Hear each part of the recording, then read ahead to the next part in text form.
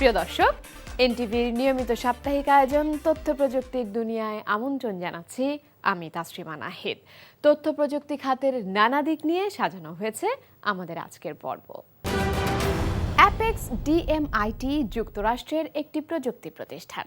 তবে এই প্রতিষ্ঠানটি যুক্তরাষ্ট্রের হলেও অধিকাংশ কার্যক্রমই পরিচালিত হয়ে থাকে বাংলাদেশে বসে।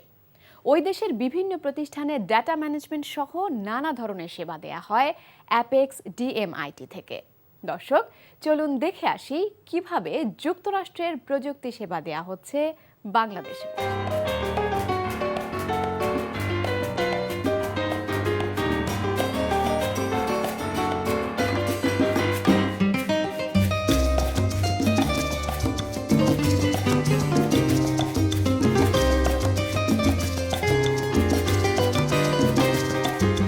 যে যুক্তরাষ্ট্র থেকে যেখানে বাংলাদেশে যে আসছি প্রায় 10-12 বছর আগে।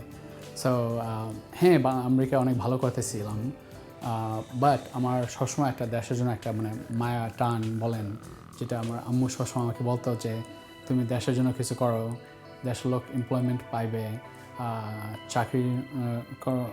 চাকরি হবে, রপ্তানি আয় হবে। সো এখানে সবাই একটা এনজয় করতে পারবে ভালো মতন। সো ওইটাই একটা স্বপ্ন দেখা। তারপরে দেখছি যে বাংলাদেশে আসার পরে দেখছি বাংলাদেশে অনেক ট্যালেন্টেড ইয়ং পপুলেশন আছে, যে ভালো ভালো স্টুডেন্ট আছে, গ্র্যাজুয়েশন হয়ে বাইরে হইতে আছে, বাট চাকরি খুব একটা অভাব ছিল।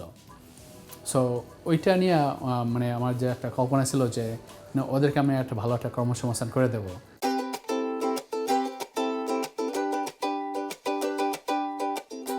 সো বেসিক্যালি আমাদের যে কাজ, সো আমরা করি কি যে আমেরিকার যে স্মল অ্যান্ড মিডিয়াম বিজনেস আছে ওগুলোকে আমরা কিনি, অ্যাকোয়ার করি, অ্যাকোয়ার করে তারপরে ওই কোম্পানির যত রকমের কাজ আছে কিছু কিছু আমরা আমেরিকা রাখি, আর কিছু কিছু কাজ আমরা বাংলাদেশে দেই। সো যারা লো পারফর্মার, স্পেশালি অ্যাকুইজিশন মডেল, আমরা আমেরিকা থেকে একটা কোম্পানি কেনার পরে ওই কাজগুলো যারা কর্মচারী আছে ওখানে, হ্যাঁ কিছু কিছু কাজ আছে একটু মানে কাস্টমার ফেসিং, ওগুলো আমরা আমেরিকা রাখি, আর যেগুলো নন কাস্টমার ফেসিং ওগুলো বাংলাদেশে আমি জব ক্রিয়েট করি। আমরা লাভবান হইতেছি যে আমেরিকার যদি আমার একজন লাগে $80,000 বা $100,000, আমার বাংলাদেশে লাগতেছে $20,000 লাগতেছে না বছরে। That includes insurance, Eid bonus, Qurbani bonus, holiday, vacation pay, bonus, everything, বুঝছেন? সো মানে একটা এমপ্লয়ের জন্য আমরা যদি $60,000-70,000 যদি সেভ করতে পারতেছি বছরে, সো আপনি ম্যাথ করেন, ঠিক না? So it's huge profit for the company.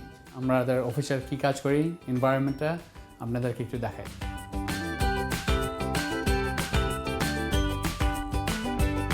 So আমরা কাজ করি এখানে বেসিকলি আমেরিকার কাজ, ওখানে হচ্ছে banking sector, real estate, construction, আমেরিকার অ্যাকাউন্টিংয়ের কাজগুলা বাংলাদেশে বসে করি, যত রকমের ডাটা মাইনিং এবং যত রকমের টেকনোলজি ডিফারেন্ট কাজগুলা বাংলাদেশের আমরা সার্ভিস দেয় এগুলো। সো এখানে দেওয়া হচ্ছে যে আমেরিকার যে আমাদের ক্লায়েন্ট আছে ওদের সাথে নেগোশিয়েট করা হয়, ওদের সাথে প্রপোজাল দেওয়া হয়।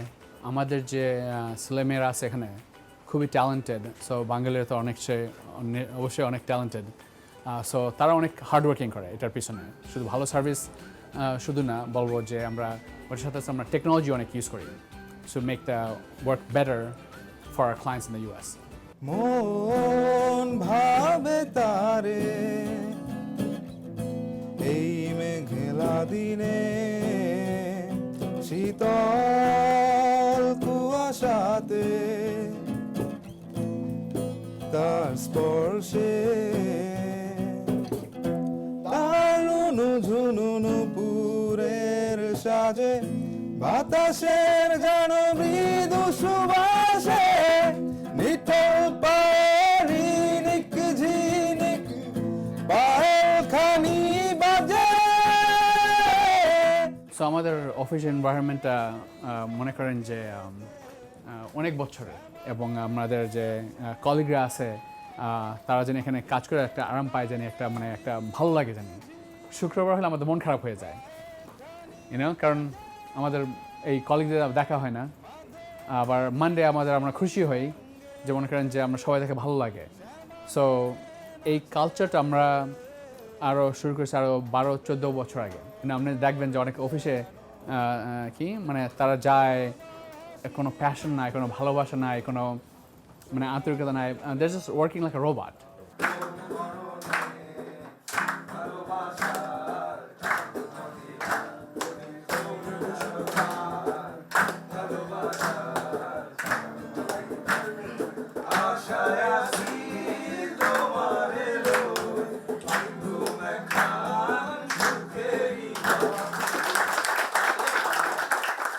আমরা চেষ্টা করি যে কাজের এনভায়রনমেন্ট ওভারঅল এক্সপিরিয়েন্সটা এমপ্লয়ি এক্সপিরিয়েন্স যে আছে এটাকে একটু ইন্টারেস্টিং করতে।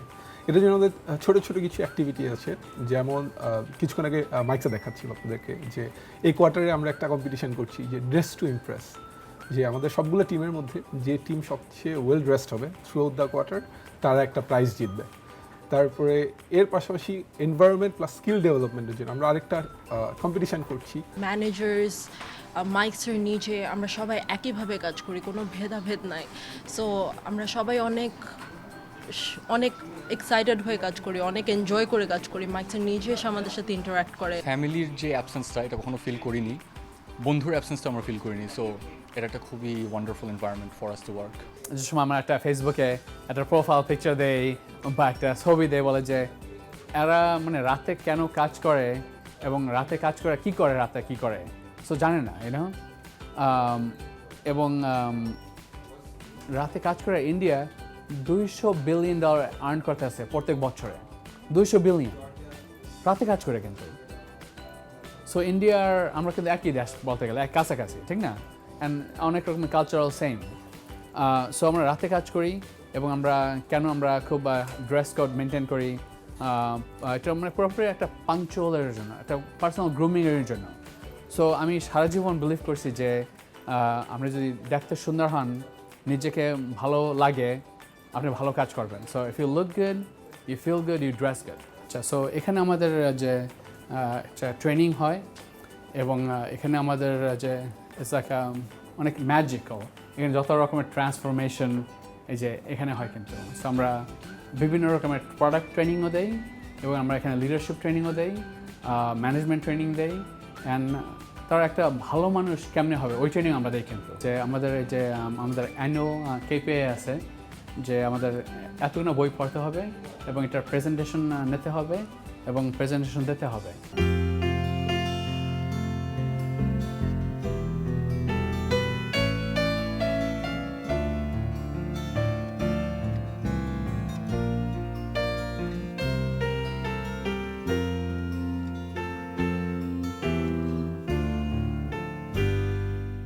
সো আমরা 3-5 বছরের মধ্যে আমরা একটা $1 বিলিয়ন কোম্পানি হইতে চাই বা হব। আমাদের মানে টার্গেট আছে, KPI আছে, গোল আছে। সো ওই দিকে আমরা আগাইতে আছি। So YONO in 5 years we want to be multi-billion dollar company. So এবং আমাদের IPO বা ক্যাপিটাল মার্কেটেও একটা যাওয়ার একটা ইচ্ছা আছে।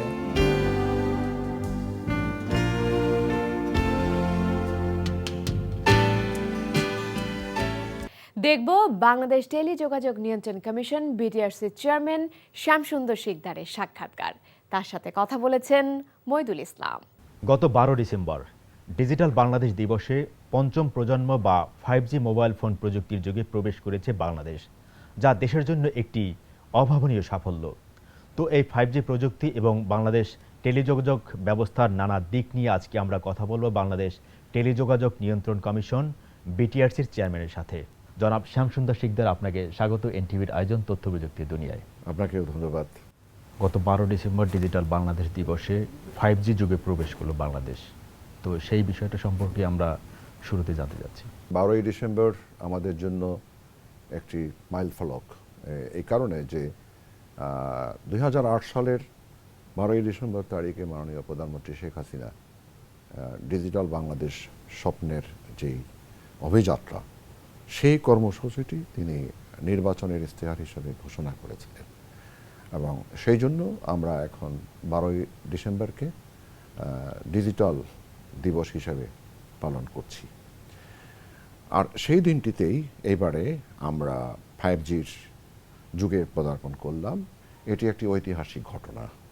কোনো সন্দেহ নেই এই 5G দিয়ে আমাদের দেশের উন্নয়নের যে অভিযাত্রা আমরা 2009 সালে শুরু করেছিলাম ডিজিটাল বাংলাদেশ বিনির্মাণের লক্ষ্যে, সেটার আরও এক ধাপ এগিয়ে নেওয়ার জন্য আরও একটি আমাদের অভিযাত্রা শুরু হলো। এই 5G প্রযুক্তির মাধ্যমে কি কি ধরনের সেবা পাবেন গ্রাহকরা? ভালো প্রশ্ন করেছেন। আমাদের মেনলি 5Gর ক্ষেত্রে যেটা হয় সেটা আমি যতটুকু শুনেছি জেনেছি তার মধ্য দিয়ে artificial intelligence, IoT, robotic science, big data, cloud computing, এই সব বিষয়গুলো কিন্তু আমার 5Gর হলো মেইন মানে টেকনোলজিক্যাল ফাংশনিং অ্যাক্টিভিটিস যেগুলো আছে। আর বলতেই হবে যে আমরা 4Gতে যে ইন্টারনেটের স্পিড যেটা আছে সেই ইন্টারনেটের স্পিডের ক্ষেত্রেও কিন্তু 5G একটি আরও এক ধাপ এগিয়ে নিয়ে যাওয়ার জন্য ভূমিকা রাখবে, সেটা বলতেই হবে। প্রাথমিকভাবে কতগুলো জায়গায় এই 5G সেবা দেওয়া হচ্ছে এবং সারা বাংলাদেশে কোন প্রক্রিয়ার মধ্য দিয়ে এই 5G প্রযুক্তি দেওয়া হবে? টেলিটককে দিয়ে আমরা এখন মাত্র 6টা জায়গাতে আমরা এই 6টা সাইট সিলেকশন করে সেখানটায় এটি আমরা এখন চালু করার জন্য আমরা সিদ্ধান্ত দিয়েছি। কিন্তু পর্যায়ক্রমে আমরা সারা দেশেই যাব। আগামী মার্চ মাসেই আমরা স্পেকট্রামের অকশন করব আমাদের 5Gর জন্য যে স্পেকট্রামগুলো আবশ্যিকভাবে দরকার হবে সেইগুলো নিয়ে, এবং তখন আমাদের যেই সকল অপারেটররা আছে বাকিগুলো যেমন গ্রামীণফোন, বাংলা লিংক এবং রবি, তারা সেই অকশনের মাধ্যমে 5Gর জন্য স্পেকট্রাম বরাদ্দ নিয়ে তখন তাদের দ্বারাও কিন্তু আমরা বাংলাদেশে 5Gর যে সার্ভিস সেটা আমরা প্রোভাইড করা শুরু করব, এবং সেইটা আমরা পর্যায়ক্রমে যাব। প্রথমে ধরুন আমরা হয়তো বিগ সিটিগুলোতে যাব, তারপরে হয়তো ডিভিশনাল সিটির পরে আমরা ডিস্ট্রিক্ট সিটিগুলোতে যাব, এরপরে আস্তে আস্তে ধীরে ধীরে আমরা উপজেলা পর্যায়ে যাব এবং গ্রাম পর্যায়ে যাব, এইভাবে যেতে হয়। অন্যান্য দেশেও তাই গিয়েছে। বাংলাদেশে যেসব মোবাইল ফোন অপারেটর আছে তাদের জন্য আগামী মার্চের নাগাদ তরঙ্গ বরাদ্দ দেওয়া হবে, তো সেই প্রক্রিয়াটা আসলে কিভাবে সম্পন্ন করবেন আপনারা? তরঙ্গটা আমরা এবারও অকশনের মাধ্যমেই দেব, তবে এই অকশনটার মধ্যে একটু ব্যতিক্রম বিষয় থাকবে। সেটা হলো যে আমরা 2018 সালে তো 4Gর অকশনটা করেছিলাম, সেই সময়তে সেই অকশনের সময়তে যে স্পেকট্রামের বেস প্রাইসটা নির্ধারণ করা হয়েছিল সেটার থেকে এবারের বিষয়টি আলাদা, কারণ এবার 5Gর জন্য আমাদের যে স্পেকট্রাম সেটা আমরা সারা পৃথিবীতে অন্যান্য দেশে যেইভাবে সেগুলোর দাম আছে সেটা একটু আমরা এখন খোঁজখবর নিয়ে তথ্যগুলো আমরা সংগ্রহ করছি, আমাদের কমিটি কাজ করছে, এবং আমরা আন্তর্জাতিক এই তথ্যগুলোর সাথে তাল মিলিয়ে দেশের এনভায়রনমেন্ট, ইকোনমিক কন্ডিশন সব কিছুর সাথে সমন্বয় রেখেই তারপরে এবারে বেস প্রাইসটা আমরা করব, তারপরে অকশন করব। তবে একটা কথা বলা ভালো, সেটি হলো আমরা একটা জিনিস মাথায় রেখেছি এবার, সেটা হলো যাতে অপারেটরদের সহনীয় পর্যায়ে এই দামটা থাকে, এইটা আমরা কিন্তু সেটা মাথায় রেখেই আমরা কাজ করছি। আমরা যে 2021 সালের মার্চ মাসে যে অকশনটা করেছিলাম এই সময়ে কিন্তু স্পেকট্রামের দামটা কিন্তু কম্পিটিশনে বেড়ে গেছে। বেস প্রাইস আমাদের যেটা ছিল সেটা 18 সালের প্রাইসটাকেই আমরা এবারে বেস প্রাইস ধরেছি, কিন্তু এরপরেও তারাই কিন্তু নিজেদের মধ্যে কম্পিটিশনে দামটা বাড়িয়ে দিয়েছে। অবৈধ মোবাইল ফোন সেট নিবন্ধনের জন্য একটি প্রক্রিয়া আপনারা শুরু করেছিলেন গত বছর জুলাই মাসে, তো সেটার অগ্রগতি সম্পর্কে আমরা একটু জানতে চাচ্ছি আপনার কাছে। এটা একটা গুরুত্বপূর্ণ প্রশ্ন আপনি করেছেন। সেটি হলো আমরা NAIR যেটা আমরা গত জুলাই থেকে পরীক্ষামূলকভাবে আমরা 30শে সেপ্টেম্বর পর্যন্ত চালিয়েছি, তারপরে 1 অক্টোবর থেকে কথা ছিল যে এটা ম্যানুয়ালি রেজিস্ট্রেশনটা করতে হবে। কোনো নতুন সেট কিনলে আমাদের যারা গ্রাহক তাদেরকে ম্যানুয়ালি এটা রেজিস্ট্রেশন করে আমাদের NAIR এর ডাটাবেজে তাদের সেটের যে IMEI নাম্বারটা আছে সেটাকে ইনসার্ট করতে হবে। এই প্রক্রিয়ায় যেতে গিয়ে আমরা কিছু ক্ষেত্রে আমরা আপত্তি পেলাম কাস্টমারদের কাছ থেকে এবং আমাদের কিছু সুদী মহলের কাছ থেকেও, এইভাবে যে গ্রামেও অনেক মানুষ আছে যারা কম শিক্ষিত বা অশিক্ষিত, তারা এই ধরনের রেজিস্ট্রেশন প্রক্রিয়ার সাথে তো তারা তাল মিলাতে পারবে না। তখন আমরা সেই জায়গাটা থেকে আমাদের মাননীয় ICT অ্যাডভাইজার জনাব সজীব অদ্বৈত জয় স্যার, তার নির্দেশে আমরা ওই ম্যানুয়ালি ওইভাবে রেজিস্ট্রেশন প্রক্রিয়াটা থেকে একটু সরে এসে তারই নির্দেশ মতে, তারই পরামর্শ মতে যে অটো রেজিস্ট্রেশনের প্রক্রিয়াটা আমরা যে ওই সময় 3 মাসের জন্য রেখেছিলাম পরীক্ষামূলক সময়টাতে, সেইভাবেই অটো রেজিস্ট্রেশনটা যেন আমরা চালিয়ে যাই, সেটাই উনি পরামর্শ দিলেন। কারণ এই যে বাড়তি ম্যানুয়ালি এটাকে রেজিস্ট্রেশন করতে গেলে জনগণের জন্য একটু ঝামেলার ব্যাপার হয়, একটু কারো কারো ক্ষেত্রে একটু অসুবিধাও বোধ করে, অনেকেই এটা হ্যাসেল ফিল করে। সেই জন্যই আমরা এভাবে গিয়েছি। আমাদের এটাতে কিন্তু এনএআইআর বন্ধ হয়নি, এনএআইআর এর কাজটা কিন্তু চালু আছে। আমরা এখন যেই একটা নতুন সেট কিনে ওর মধ্যে একটা সিম ইনসার্ট করছি, তখনই সাথে সাথেই কিন্তু ওই সিমটা যার, তার নামে এটা রেজিস্ট্রেশনটা হয়ে যাচ্ছে। এখন এইটার পরে যদি সিমটা কেউ চেঞ্জ করে, তখন কিন্তু আবার এটা অন্য সিম ঢুকালে আবার এটা তখন আবার একটু এখানে ডি রেজিস্ট্রেশনের একটা বিষয় আছে। সেই ডি রেজিস্ট্রেশনের বিষয়টাকে আমরা করার একটা প্রক্রিয়া আমরা বলেছিলাম, সেই জায়গাটায় এখন একটুখানি বিষয় অস্পষ্টতা আছে, এটা আমরা পরিষ্কার করে দেব। এটা এভাবে সুযোগ থাকবে, আমরা সেই জায়গাটা আমরা আবার একটু কাজ করছি, সেটা হয়ে যাবে। বাট রেজিস্ট্রেশনটা যে অটোমেটিক হওয়ার কথা সেটা কিন্তু হচ্ছে। আর এই সেটগুলো অনিবন্ধিত থাকছে না, যার ফলে এই সেটের মধ্যে কোনো সিম ঢুকিয়ে কেউ কোনো যদি অপকর্ম করে, সে কিন্তু আমাদের নেটওয়ার্কের বাইরে যেতে পারবে না, আমাদের শনাক্তর বাইরে সে থাকতে পারবে না, এটা শনাক্তকৃত হয়ে যাবে। সামাজিক যোগাযোগ মাধ্যমের যেসব আইডি জাতীয় স্বার্থের জন্য হুমকি স্বরূপ, সেগুলো বন্ধের জন্য আপনারা কি কি পদক্ষেপ নিচ্ছেন? ফেসবুক এবং ইউটিউব এদের হেড অফিসটা হলো ইউএসএতে, এবং সেখান থেকে তারা এটা পরিচালনা করছে। এবং আপনি জানেন এটা যে কোনো একটা কন্টেন্ট যখন আপলোড করা হয়, আপলোড করলে এটাকে ডিলিট করতে হলে কেবলমাত্র যিনি আপলোড করলেন তিনি এটাকে আবার আপলোড করতে পারেন, অথবা ফেসবুক অথরিটি কিংবা আপনার সোশ্যাল মিডিয়ার যে অথরিটি তারাই এটাকে বাদ দিতে পারেন, এছাড়া অন্য কেউ পারে না। আমরা এখানে আমাদের এর মধ্যেও সীমিত সামর্থ্যের মধ্যেও আমাদের এখানে সিটিডিআর যেটা আছে ডটে, তার মাধ্যমে আমরা সেখানে কাজ আমরা করতে পারি। কিছু যেমন আমাদের কিছু গেম আছে, কিছু আপনার পর্নোগ্রাফি আছে, যেগুলো কিন্তু আমরা বন্ধ করেছি। প্রায় 26,000-এর মতো কন্টেন্ট আমরা এগুলো বন্ধ করেছি। আর অন্য যেগুলো আছে সেগুলো কিন্তু ওইভাবে টেকনোলজিক্যালি এগুলো বন্ধ করা সম্ভব নয়। সেই জন্য আমরা ফেসবুকের সাথে এবং গুগল, ইউটিউব এদের সাথে আমাদের চিঠিপত্র আদান প্রদান করে রিকোয়েস্ট করে তখনই সেটা করতে হয়। এখানে বলা যেতে পারে যে আমরা ফেসবুকের সাথে আমাদের সম্পর্ক এখন খুবই ভালো। আমরা প্রতি 3 মাসে একটা মিটিং করি এবং সেখানে আমরা কতটা রিকোয়েস্ট পাঠালাম, কতটা তারা আমাদের রিকোয়েস্ট তারা কমপ্লাই করলো, কতটা করতে পারিনি, কেন পারিনি, এই বিষয়গুলো আমরা আলোচনা করি। ইউটিউবের সাথে আমাদের এই জায়গাটায় একটু অগ্রগতি আছে, কিন্তু ফেসবুকের সমান হয়নি, অত ভালো হয়নি। এটার উপর আমরা কাজ করছি। অ্যাপার্ট ফ্রম দিস, আমি বিটিআরসিতে একটা ডিজিটাল সিকিউরিটি সেল চালু করেছি। এখানে আমাদের জনবল, আমাদের বিদ্যমান জনবল থেকে 10-11 জন লোককে দিয়ে আমরা এগুলো কিছুটা পর্যবেক্ষণ করাচ্ছি। বিশেষ করে যেই কন্টেন্টগুলো রাষ্ট্রবিরোধী, ধর্মবিরোধী এবং জনগণের জন্য ক্ষতিকারক, সেই ধরনের কন্টেন্টগুলোকে আমরা খুব বেশি করে গুরুত্ব দিয়ে দেখি এবং সেগুলোই আমাদের এই লোকেরা মনিটর করে। টেকনোলজিক্যাল ডেভেলপমেন্ট বলেন বা আমাদের সক্ষমতা বলেন, সেটার জন্য আমাদের আর একটু কিছু কাজ করার বাকি আছে। সেটি হলো ইকুইপমেন্ট কিছু আমরা বসাবো বিটিআরসিতে। দেশ বিদেশি অনেক নামি দামি মোবাইল ফোন সেট উৎপাদনকারী কোম্পানিকে আপনারা বাংলাদেশে মোবাইল ফোন সেট উৎপাদনের জন্য অনুমোদন দিয়েছেন।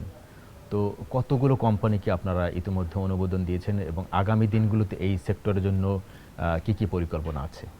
আমরা এ পর্যন্ত 14-15টা কোম্পানিকে আমরা অনুমতি দিয়েছি। তার মধ্যে বোধহয় 12টা অলরেডি তারা ম্যানুফ্যাকচার করা শুরু করেছে এবং এতে দুটো লাভ হয়েছে। একটা হলো যে এখানকার ফ্যাক্টরিতে যদি এটা উৎপাদন হয় তাহলে এখানকার মানুষ এটা কিছুটা কম দামে বাজার থেকে এটা পাবে এবং পাচ্ছে এখন, এটা একটা।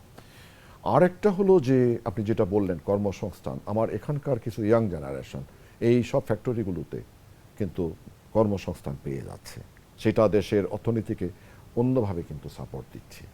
এই জায়গাটায় আমরা কাজ করছি এবং এতে করে আমাদের দেশের অর্থনৈতিক সমৃদ্ধিও হবে, কর্মসংস্থান হবে, প্লাস আমাদের দেশের মানুষ এখান থেকে কিন্তু আমাদের সস্তা দামে মোবাইল সেট পাবে, প্লাস কিছু এখান থেকে মোবাইল সেট কিন্তু বিদেশেও এক্সপোর্ট হবে।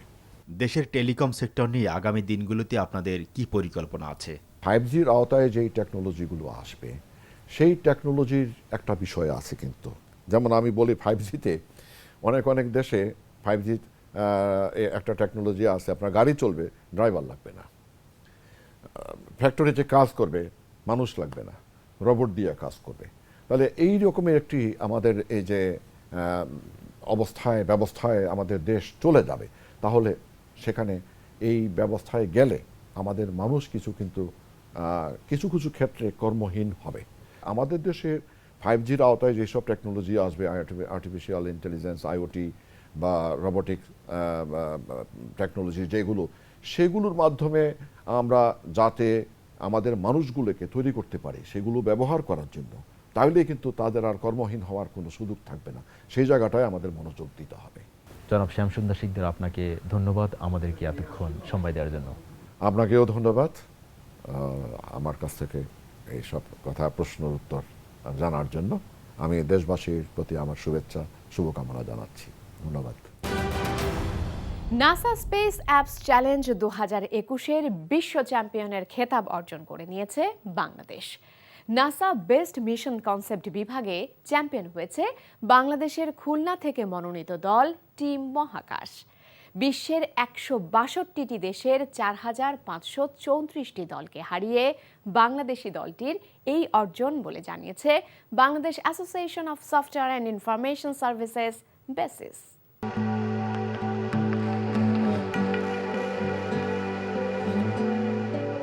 বিশ্বের সবচেয়ে বড় hackathon NASA space apps challenge. বিভিন্ন দেশের স্কুল, কলেজ বা বিশ্ববিদ্যালয়ের শিক্ষার্থীদের মধ্যে মহাকাশ বিজ্ঞান বিষয়ে আগ্রহ তৈরি করতে প্রতি বছর আয়োজন করা হয় এই প্রতিযোগিতার।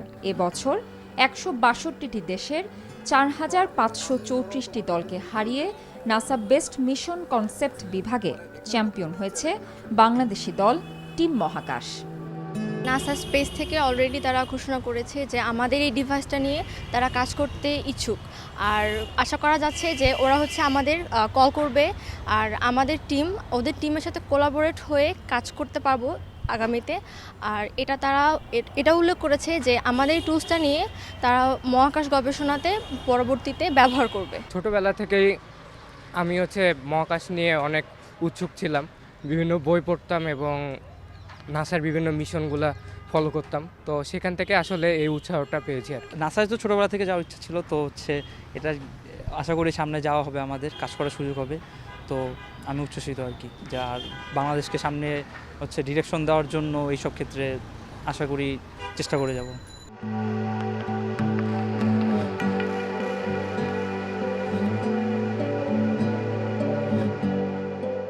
টিম মহাকাশের উদ্ভাবিত টুল ARSS অ্যাডভান্সড রিগোলিথ স্যাম্পলার সিস্টেম মূলত ভিন গ্রহে অভিযানের সময় মুক্তভাবে উঠতে থাকা ধূলিকণা নিয়ন্ত্রণের কাজ করবে।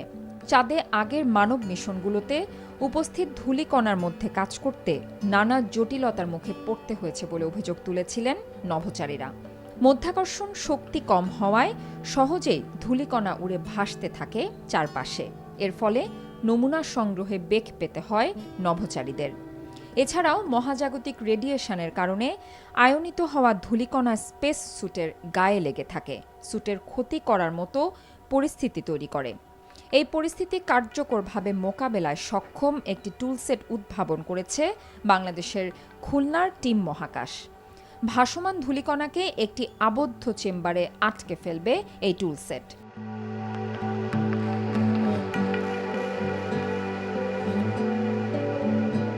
আমাদের আইডিয়াটা ছিল আমরা এমন কোনো একটা টুল সেট যেটা এক্সিস্টিং টুল বা যন্ত্রপাতি আছে যেটা নাসারা স্পেসে ব্যবহার করে সেটাকেই মডিফাই করে আরও বেশি উপযোগী এবং অ্যাস্ট্রোনটদের জন্য আরও বেশি সহজলভ্য এবং খুবই সহজে কাজ করার মতো যেন এই ক্যাপাবিলিটিটা থাকে, সেই সেটআপটা আমরা সৃষ্টি করার জন্য কাজ করেছি আমাদের ডিজাইনে। আগামী দিনগুলোতে মহাকাশ বিজ্ঞান নিয়ে গবেষণা করার ইচ্ছা আছে বাংলাদেশের খুলনার টিম মহাকাশের। আমরা কিন্তু এই মহাকাশ জয়ের স্বপ্ন থেকেই আমরা এই টুলটা ডেভেলপ করি। আমাদের নিজেদের একটা ডেভেলপ করা টুল যদি এর পরবর্তীতে মঙ্গলে কিংবা চাঁদে যদি অভিযানে ব্যবহৃত হয়, আমাদের থেকে এর থেকে গর্বের আর কিছু হতে পারে না, যে আমরা কিন্তু নিজেরাও যদি নাও জিতে পারি, কিন্তু আমাদের কিন্তু সৃষ্টি করা কোনো কিছু একটা সেটা মহাকাশে জয় করে আসছে। তো তখনও কিন্তু আমরা বলতে পারবো যে হ্যাঁ, আমরা বাংলাদেশিরা কিন্তু মহাকাশ জয় করেছি। আমরা অ্যাটলিস্ট 50টা টিমকে নিয়ে আমাদের প্ল্যান হচ্ছে নেক্সট 1 ইয়ার, আগামী অক্টোবর পর্যন্ত আমরা এই প্রজেক্টগুলিকে অ্যাক্সিলারেট করব। করে আমরা 2 ধরনের কাজ করবো। একটা হচ্ছে এই প্রজেক্টগুলিকে কীভাবে বাণিজ্যিকরণ করা যায় সেটা দেখা, এবং একই সাথে এই প্রজেক্টগুলিকে নাসার সাথে কোলাবোরেশন করে আরও বেশি R&D কীভাবে করা যায় সেই দুটো পার্টে আমরা কাজ করার প্ল্যান আছে আগামী বছর। যুক্তরাষ্ট্রের মহাকাশ গবেষণা সংস্থা নাসার আন্তর্জাতিক এই প্রতিযোগিতায় বাংলাদেশের চ্যাম্পিয়ন হওয়া ঘটনা ডিজিটাল বাংলাদেশের অগ্রযাত্রার আরেকটি অনন্য দৃষ্টান্ত বলে জানান তথ্য যোগাযোগ প্রযুক্তি প্রতিমন্ত্রী জনাব জুনায়েদ আহমেদ পলক। আমাদের তরুণ মেধাবীরা শুধুমাত্র দেশেরই নয়, শুধু পৃথিবীরই নয়, তারা যে অন্য গ্রহের, মঙ্গল গ্রহের সমস্যাও সমাধান করতে পারে, তাদের যে মেধাটা কত তীক্ষ্ণ এবং আমাদের মেধাবী সন্তানরা যে কতটুকু সমস্যা সমাধান করতে পারদর্শী, আমাদের টিম মহাকাশের একদল ছাত্রছাত্রী সেটা আবার প্রমাণ করেছে। আমি আন্তরিকভাবে ধন্যবাদ এবং কৃতজ্ঞতা প্রকাশ করছি।